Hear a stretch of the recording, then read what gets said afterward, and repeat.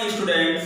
आज हम कक्षा 10वीं विषय इतिहास अध्याय 9 दो विश्व युद्धों के बीच जर्मनी में नाजीवाद और दूसरा विश्व युद्ध पढ़ेंगे। ठीक है, तो हम शुरुआत करेंगे प्रथम विश्व युद्ध के बाद से, है ना। प्रथम विश्व युद्ध के बाद तो पिछले दो अध्याय में आपने, है ना, पढ़ा प्रथम विश्व युद्ध, वर्साई संधि, रूसी क्रांति और, है ना, महान आर्थिक मंदी आदि के बारे में हमने पढ़ा। तो 1919 से 1945 तक विश्व इतिहास को समझने के लिए हमें इन्हें, है ना, एक बार फिर से याद करना होगा, है ना, इसको फिर से एक बार समझना होगा। तो प्रथम विश्व युद्ध में अधिकांश देशों, प्रथम विश्व युद्ध में क्या हुआ, अधिकांश जो देश थे वो कमजोर हो गए थे, है ना, जिससे उबरने के प्रयास में महान आर्थिक मंदी से वो क्या हो गए, बुरी तरह से प्रभावित हो गए। तो रूसी क्रांति और बढ़ते समाजवादी और साम्यवादी मजदूर आंदोलनों के कारण हर देश के समाज में आंतरिक तनाव जो है वो बढ़ गए। हर देश के सामने ये विडंबना थी कि वह किस तरह का रास्ता चुने, उस देश पर किस विचारधारा और सामाजिक तबके का वर्चस्व है ना। तो उन दिनों तीन प्रमुख विचारधाराएं लोगों के बीच अपना प्रभाव बना रही थी। ठीक है, जो उस समय तीन विचारधाराएं थी जो लोगों के सामने अपना प्रभाव बना रही थी। ये थी उदारवादी लोकतंत्र, समाजवाद, है ना, समाजवाद, साम्यवाद और दक्षिण पंथ की विचारधारा। तो उदारवादी लोकतंत्र तानाशाही के खिलाफ था और संवैधानिक सरकार के पक्ष में था, जिसमें चुनाव के माध्यम से सरकार का गठन होता था और सरकारें चुने गए, है ना, जो जनप्रतिनिधि थे उनके प्रति उत्तरदायी थे। नागरिकों के अधिकार और उनकी स्वतंत्रता संवैधानिक रूप से सुरक्षित थी और सारा सरकारी कामकाज कानून के अनुसार होता था। तो सामाजिक उठापटक की जगह तर्क पर आधारित सार्वजनिक बहस के आधार पर नीति निर्धारण को महत्व दिया जाता था, ताकि समाज में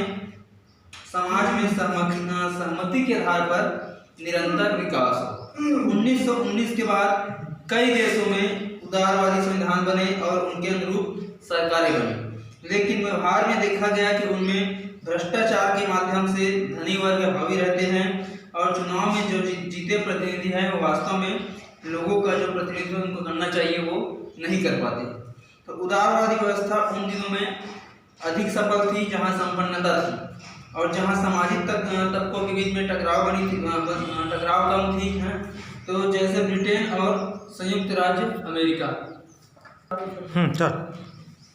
आगे देखेंगे दक्षिणपंथी आंदोलन और फांसीवाद के बारे में। तो इस माहौल में जो यूरोप के कई देश हैं, है ना, उनमें उदारवाद विरोधी आंदोलन प्रभावी होने लगे। इन देशों में एक बड़ा तबका मध्यम वर्ग का था, जिसमें छोटे व मध्यम किसान, दुकानदार, व्यापारी, छोटे उद्योगपति तथा जो व्यवसायिक थे वो शामिल थे। यह वर्ग एक और बड़े पूंजीपतियों के विरुद्ध था, है ना। एक और मतलब ये क्या थे, पूंजीपतियों के विरुद्ध थे, क्योंकि उनकी नीतियों के कारण मध्यम वर्ग के व्यवसाय को घाटा का सामना करना पड़ रहा था। तो 1929 की महामंदी के कारण सबसे अधिक प्रभावित यही वर्ग था। किसानों की जमीन नीलाम हो रही थी, छोटी दुकानें और जो कारोबार व्यवसाय थे वो बंद हो रहे थे और बेरोजगारी लगातार बढ़ रही थी। दूसरी ओर यह निम्न मध्यम वर्ग समाजवाद और साम्यवादी मजदूर आंदोलन का भी विरोध करता था, क्योंकि वे निजी संपत्ति का विरोध करते थे, जबकि मध्यम वर्ग अपनी छोटी संपत्ति को बचाने में लगा हुआ था। ऐसे में यह छोटी संपत्ति वाला मध्यम वर्ग उदारवाद और साम्यवाद दोनों के खिलाफ हो गया। तो 1925 के बाद, विशेषकर 1929 की महामंदी के बाद, यह मध्यम वर्ग राजनीतिक रूप से सक्रिय होने लगा। यह आंदोलन चुनावी लोकतंत्र, उदारवाद, कानून का राज, समानता का अधिकार, समानता का सिद्धांत, समाजवाद जैसी सब बातों के विरुद्ध था और साथ ही दूसरे देशों के विरुद्ध अति राष्ट्रवादी भी था। तो इस तरह के विचार फांसीवादी विचार कहे जाने लगे। तो इन आंदोलनों का फायदा उठाते हुए इटली व जर्मनी में नई फांसीवादी पार्टियां जो है वो उभरने लगी। फांसीवाद कई प्रकार के थे, मगर उनमें कुछ बातें जो थी वो समान थी।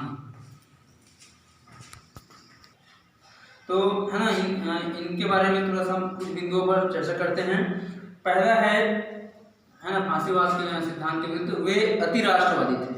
वे यह जताते थे कि राष्ट्रहित ही एकमात्र सर्वोपरि हित है और राष्ट्र को आमतौर पर देश के बहुसंख्यक समुदाय के बराबर मान लिया जाता था।